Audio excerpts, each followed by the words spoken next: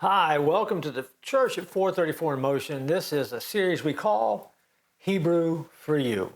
The reason we call it that is because we talk about a Hebrew word just for you. Hebrew for You. See, we stayed up hours coming up with the title to the show. And what we do in each episode is we look at a Hebrew word, maybe explain it, why it matters to you. And when it's all said and done, if you go back and watch all of the episodes, you're going to have a little bit of knowledge about Hebrew, which, hey, it is the language that the Old Testament was written in.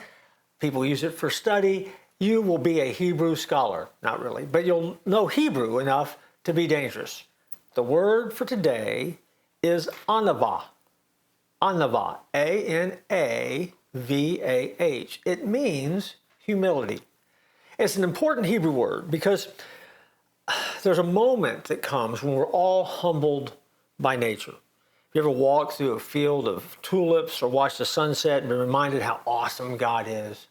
In that moment, what's happening inside of you is that you're being humbled. You ever seen something majestic in the sky and just thought the bigness of the world is so big and I'm so small compared to that? That's humility. You're being humbled in that moment.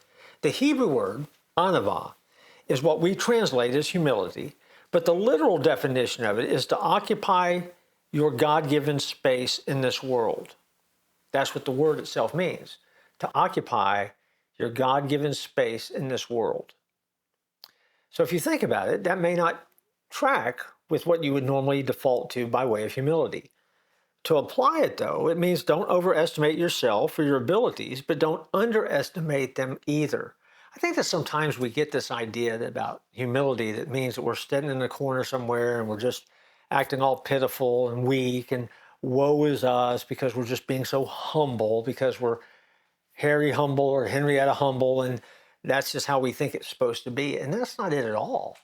Humility is a powerful word because humility is a word that reminds us that God is big. And I remember my relationship to him.